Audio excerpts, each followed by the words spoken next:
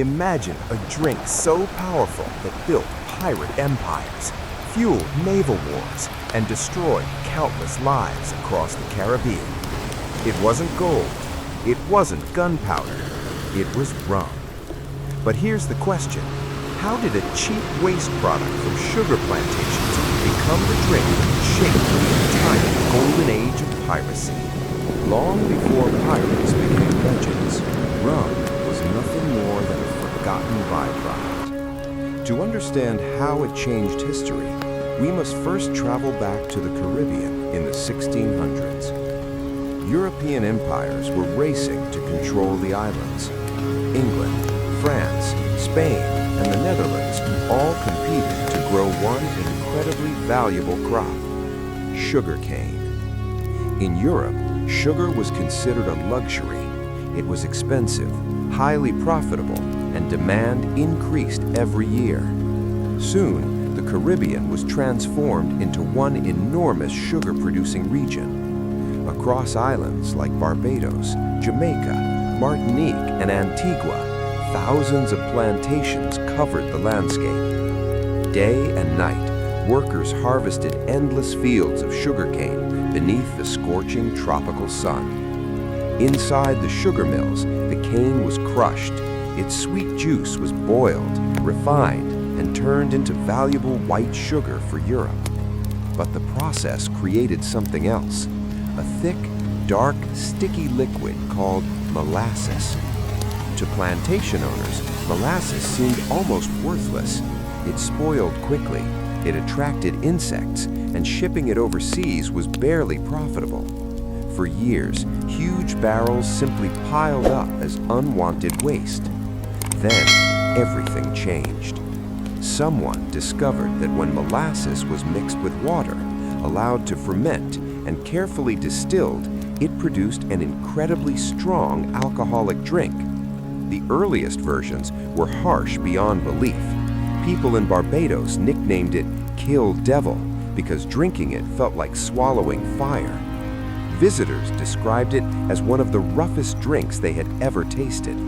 But there was one reason people kept making it. It was unbelievably cheap. Molasses cost almost nothing. The equipment needed for distillation was simple. Within only a few days, waste from sugar production had become powerful liquor. Without realizing it, Caribbean plantations had created something that would soon spread across the Atlantic, not as luxury, not as medicine, but as one of the most important drinks in maritime history. At first, nobody imagined this rough liquor would shape empires, fuel pirate fleets, or become the drink most closely connected with the Golden Age of Piracy. But that transformation was only beginning. Rum quickly became far more than just another alcoholic drink. It became a necessity. Life aboard a wooden sailing ship was brutal. A voyage across the Atlantic could last for weeks, sometimes months. Fresh water was stored inside wooden barrels, but after only a short time, the water began to spoil. Algae grew inside, bacteria multiplied, the smell became unbearable, and drinking it often led to deadly diseases like dysentery and typhoid. For sailors, clean water was often more valuable than gold. Rum offered a solution. Unlike water, it lasted for months without spoiling. When mixed with water, it made the supply safer to drink. It wasn't perfect, but in the 17th century, it was one of the best options available. The British Royal Navy soon recognized its value. In 1655, after England captured Jamaica from Spain, the Navy replaced expensive French brandy with locally produced Jamaican rum. Every British sailor received a daily rum ration. Eventually, the rum was mixed with water and lime juice. The mixture became known as grog. This tradition continued for more than 3 centuries. Most pirates had once served as naval sailors, merchant seamen, or privateers. When they became pirates, they carried the same drinking habits with them. But there was one major difference. On Navy ships, rum was carefully controlled. Officers measured every ration. On pirate ships, there were almost no limits. Crews voted for their captains, shared their treasure, and shared their rum.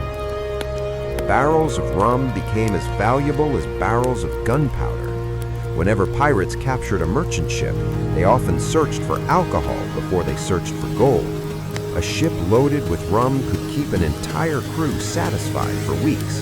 It boosted morale, reduced fear, and made long voyages easier to endure.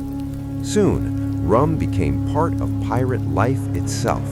It was their medicine, their reward, their celebration, and sometimes their greatest weakness. As pirate legends grew, so did their dependence on rum. What had once been a survival tool slowly became an addiction. Many pirate crews drank from sunrise until long after sunset. Barrels of rum disappeared almost as quickly as they captured them. The more they drank, the less disciplined they became. Arguments turned into fistfights. Fistfights turned into deadly duels. Some pirates accidentally fired loaded pistols while drunk. Others fell overboard into the open sea, never to be seen again. Even the most feared pirate of all, Blackbeard, was famous for his drinking.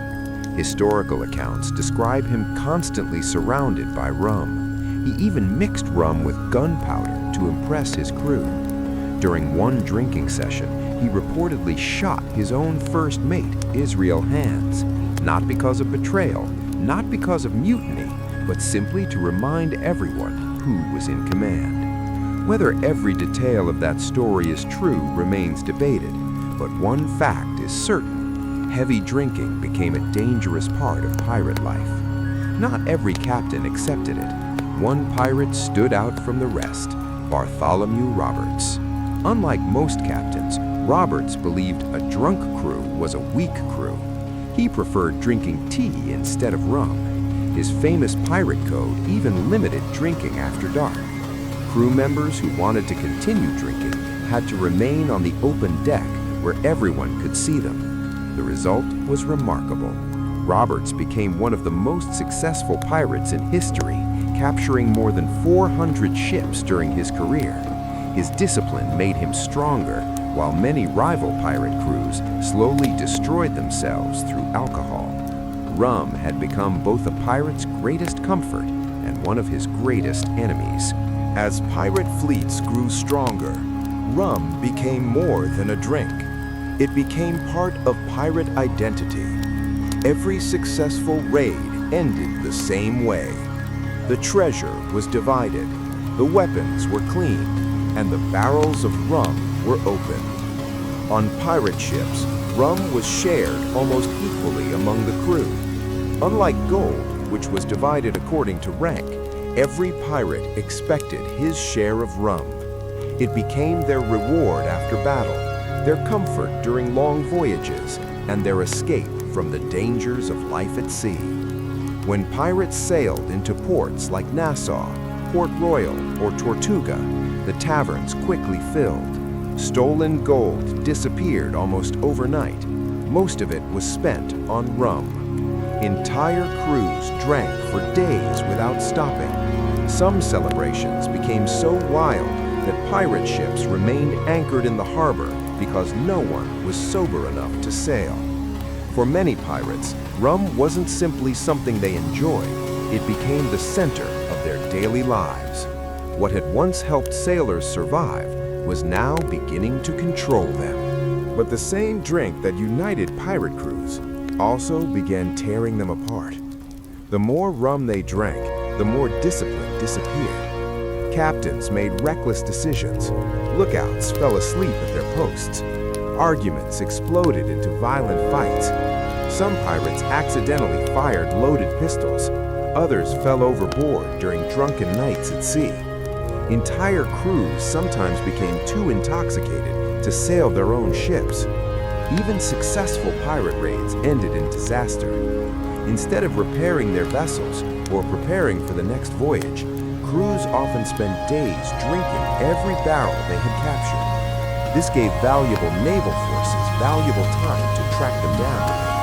One famous example was the pirate Charles Vane. His crew became frustrated with his poor leadership and reckless behavior. After repeated failures, the crew voted him out as captain. Pirates were democratic, but they also knew that a captain who couldn't control his men could not keep them alive. The greatest danger wasn't always the Royal Navy. Sometimes it was the bottle sitting right beside them. Again and again, rum weakened pirate crews before a single cannon was fired. The drink that had once given them courage was now making them careless. And for many pirates, that carelessness would soon become fatal. In the end, rum outlived the pirates themselves. One by one, the great pirate captains were hunted down. Blackbeard was killed in battle. Charles Vane was captured and hanged. Calico Jack, Bartholomew Roberts, and countless others met the same fate. The Golden Age of Piracy slowly came to an end. But rum never disappeared. The British Royal Navy continued issuing daily rum rations to its sailors for more than 300 years. That tradition lasted until 1970, a day sailors remembered as Black Tot Day. Today, when most people think of pirates, they picture a black flag, a wooden ship, a chest of treasure, and a bottle of rum. But history tells a different story. Rum was never just a pirate's favorite drink. It was born from the brutal sugar plantations of the Caribbean, kept sailors alive on dangerous ocean crossings, built fortunes, fueled pirate empires, and helped destroy many of the very men who depended on it. In the end, the most powerful weapon aboard many pirate ships wasn't the cannon, it wasn't the cutlass, it was the bottle.